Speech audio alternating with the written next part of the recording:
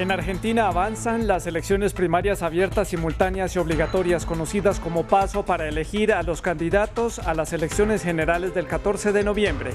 La jornada ha transcurrido con total normalidad y será una prueba de popularidad y aceptación de la gestión del presidente Alberto Fernández. Tenemos un reporte desde Buenos Aires. Marine Le Pen, la líder de la extrema derecha en Francia, cedió el liderazgo de su partido para oficializar su aspiración a la presidencia del país con el control migratorio como bandera de campaña. También la alcaldesa de París, Anne Hidalgo, anunció que será candidata también a las presidenciales del 2022. Se espera que el presidente Emmanuel Macron haga lo mismo. Irán permitirá que inspectores de la ONU reactiven cámaras de vigilancia en las plantas nucleares de la República Islámica. Esto después de que el Organismo Internacional de la Energía Atómica acusara a Teherán por su poca colaboración en el proceso de normalización de las relaciones entre ese organismo y la República Islámica. Muy buenas tardes, bienvenidos a las noticias de France 24. Soy Santiago López González. Vamos a comenzar en Argentina, en donde avanza a esta hora la jornada de votación de las primarias abiertas, simultáneas y obligatorias, conocidas como PASO, en las que serán elegidos los candidatos de las elecciones generales del 14 de noviembre para renovar una parte del Senado y de la Cámara de Diputados. Las primarias servirán de sondeo de la fortaleza y aceptación que tiene el gobierno del presidente Alberto Fernández, quien ha hecho frente a la crisis de la pandemia del COVID-19, a una profunda crisis económica y a un drástico aumento de la pobreza en todo el país, lo que podría llevar también a una pérdida de la mayoría en el Congreso. Natalio Cosoy desde Buenos Aires nos da más detalles en su reporte. Ya han pasado varias horas desde el inicio de estas elecciones primarias para decidir las listas que competirán en las legislativas del 14 de noviembre, cuando se renovarán en Argentina la mitad más o menos de la Cámara de Diputados y aproximadamente un tercio del Senado. La votación comenzó a las 8 de la mañana en centros de votación como el que se encuentra a mis espaldas. En muchos casos son escuelas, son unos 17.500, un poco más de centros de votación, 20% más que en otras ocasiones, previendo la situación de pandemia y para que se distribuyan más los votantes en diferentes centros. En el inicio hubo algunos reportes de demoras en los centros de votación. Fuera de eso es una elección normal y que se está desarrollando en forma tranquila. Concluirá la votación aproximadamente a las 18 horas de Argentina y se esperan los primeros resultados para las 23 horas. No muy lejos de allí, en Brasil, movimientos de centro y derecha convocaron a protestas en diferentes ciudades de ese país. Los manifestantes exigen el inicio de un juicio con miras a la destitución del presidente Jair Bolsonaro por considerarlo como una amenaza para la democracia del país, después de haber atacado verbalmente a varias instituciones del Estado. Estamos protestando contra un presidente que traicionó todo el discurso que hizo durante la campaña. Hoy él va contra todo lo que dijo que haría. Él es un corrupto, formó una asociación criminal dentro de su propia familia. Él roba el dinero de todo el país. Robó vacunas, negó la ciencia. Hoy hubo una división entre los partidos de izquierda y esto acabó contaminando el acto. Creo que hoy es un día para decir fuera Bolsonaro, independientemente de ser de izquierda, de derecha o de centro. Hoy no es un día partidario, es un día para la humanidad. Yo estoy aquí para la humanidad.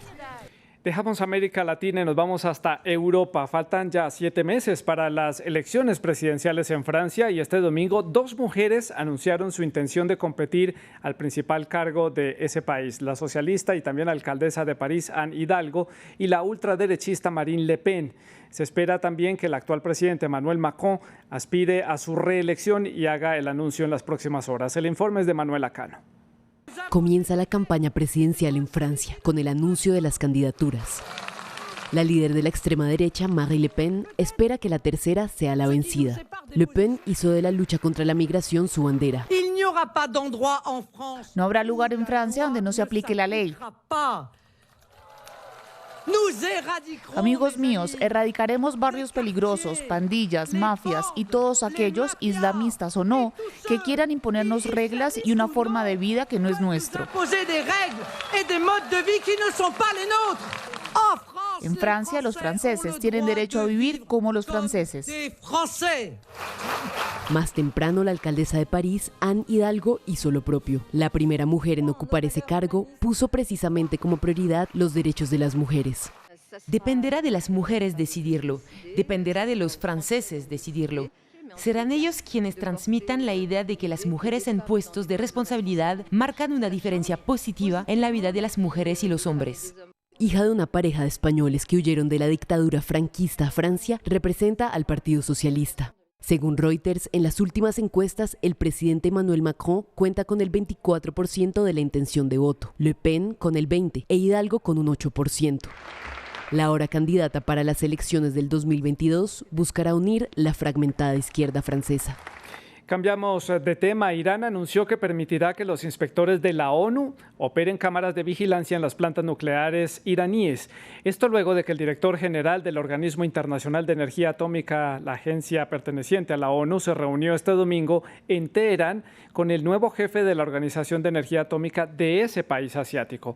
La visita se produjo luego de que la agencia nuclear de la ONU emitiera un informe acusando a la República Islámica de su falta de cooperación.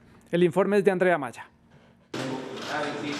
Irán llega a un acuerdo con la Agencia Nuclear de la ONU para darle más tranquilidad al mundo sobre sus alcances, permitiendo que inspectores del Organismo Internacional de Energía Atómica reactiven cámaras de vigilancia ubicadas en sus centrales nucleares.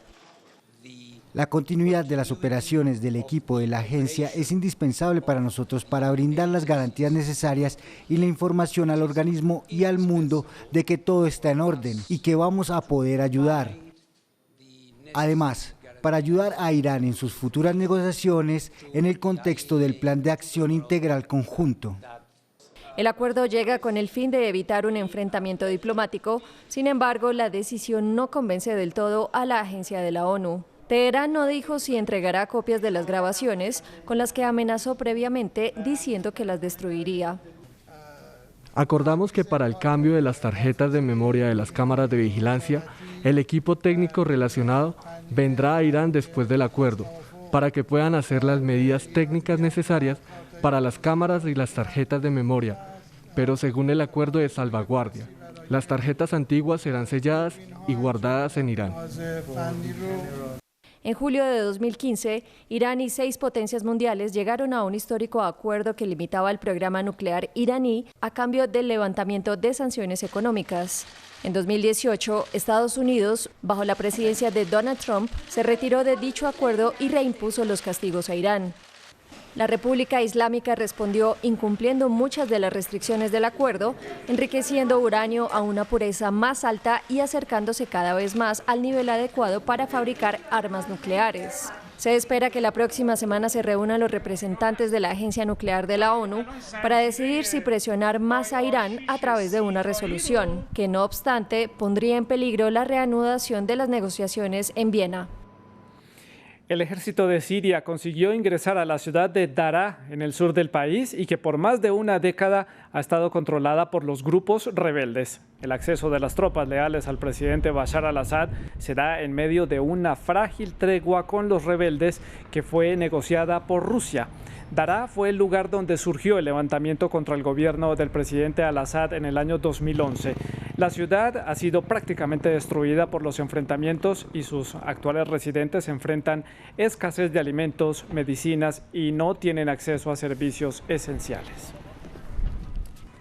Antes de despedir este informativo, demos un vistazo a lo que tenemos publicado en nuestra página web france24.com. Tenemos destacado allí las elecciones PASO en Argentina. Tenemos allí un minuto a minuto de cómo han transcurrido esta jornada electoral de domingo allí en Argentina para elegir a los candidatos de las elecciones de noviembre. Es todo por el momento. Siga con nuestra programación. Buenas tardes.